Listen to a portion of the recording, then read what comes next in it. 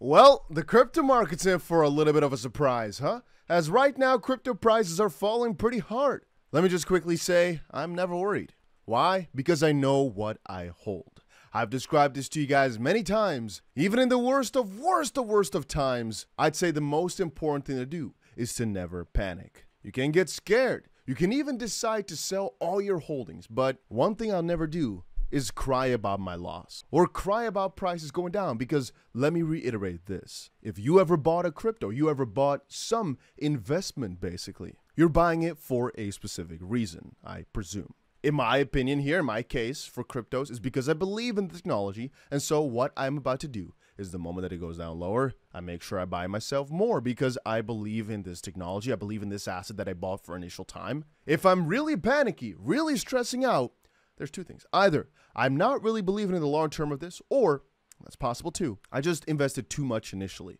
Or you might say, well, or you just bought too much because of all those dips. Again, if you're buying the dips so many times, you must be believing in it. So right now when prices go down, am I panicking? No, I'm thinking, damn, might be having to buy the dip here a little bit more to get myself a nice cheap price yet again in comparison to where we were at the last couple of days. And I mean, as you can see, the entire crypto market is falling a bit over the last couple of days. Specifically today, though, many coins are down a couple percent, but are you really panicking because of this? I've just been noticing Twitter is going a little bit over the top because Bitcoin broke down, but in reality, we're not really down that much, and we've stated for a good while that we needed some more volatility as the interest in crypto was just starting to get very low, as people didn't really know what to do anymore. The people that wanted to buy, bought. The people that wanted to sell, sold. Anyway, if you're asking me what's been going on, I've been checking all these different articles, and the only thing I've seen a couple of times is people are fearful of Bitcoin breaking the line. And the moment it just now broke the line,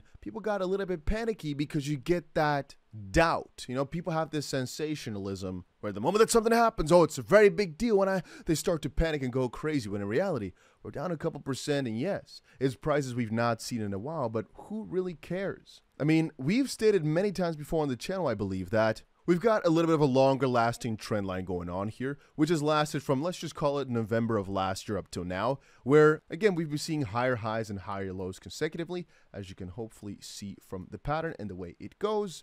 I'll just quickly draw it back in for you so you can see.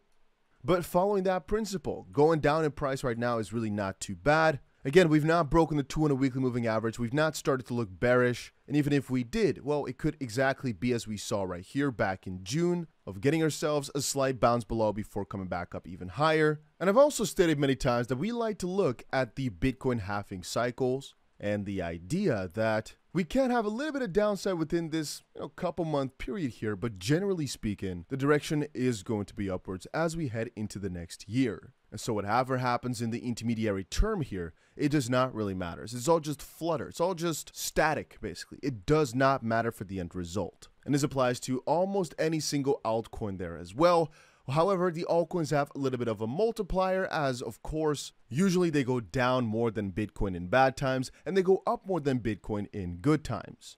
Yeah, I've been reading another about, let's say, 40 different articles. Most of it is just fear of Bitcoin breaking down the range. Again, we've not been below $29,000 for too long, and the moment that it broke below 28 point something, it just decided to fall a significant amount harder, and that's basically the baseline. All these altcoins, nothing happened to them. Okay, Shiba Inu specifically, or a couple other ones, might have had some announcement. To be specific, Shiba Inu launched their Shibarium blockchain, the layer 2, and it didn't really do the price too well. But generally speaking, the market is just moving along with Bitcoin. I've also been seeing a lot of people say, no, this is just a standard manipulation. There's a grayscale decision supposed to be coming in today, or tomorrow basically. And today they said this, hey, our ETF team is hiring. So perhaps it's like the usual, right? Positive news, let's get these prices down. Or perhaps a little bit of our expectation from not too long ago, which was the idea that the more ETFs that get approved, the more this institutional money wants to come in, the more they want to push the prices down so they can get proper entries and so they can offer this service at one of the lowest interested points where people are just mostly negative. So they were basically ahead of the curve, allowing for all their institutional friends to hop on in at a nice price, etc., etc. A little while back, we also saw this. China orders funds and banks not to sell stocks. Not sure if this is, real or new. It's always with these sources, right? They don't put it up too much, but For the most part, it just seems to be stock market moving down and just the usual, right? Nothing too crazy, just normal market movement. Stock market moving down, Bitcoin getting a little bit of a fearish spot. Perhaps Jim Cramer, he said just now we are oversold, but not enough to really get things moving. And I have not historically loved this period. Perhaps because he said we're oversold, but not enough. So a little bit more upside coming. Things had to go move down hard because, of course, always the opposite of what Jim Cramer says happens. We've also got an interesting little video of Trump explaining why he's basically bearish on the U.S. and its economy. In fact, it's waning in terms of our currency. And I'm not just talking about the value of our currency. I'm talking about our currency being used throughout the world.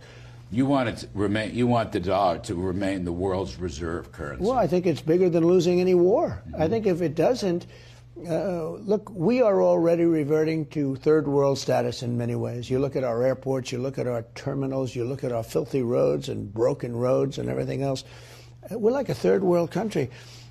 We have something that's very powerful, and that's our dollar all over. But you take a look at what's happening to it now with other countries not using it. And you know China wants to replace it with the yuan. And it was unthinkable with us. Unthinkable. Would never have happened. Now people are thinking about it. That could happen. Oh, to stay on the topic here, though, we're actually falling below 28,000 now as well. So people are going to start fearing even harder.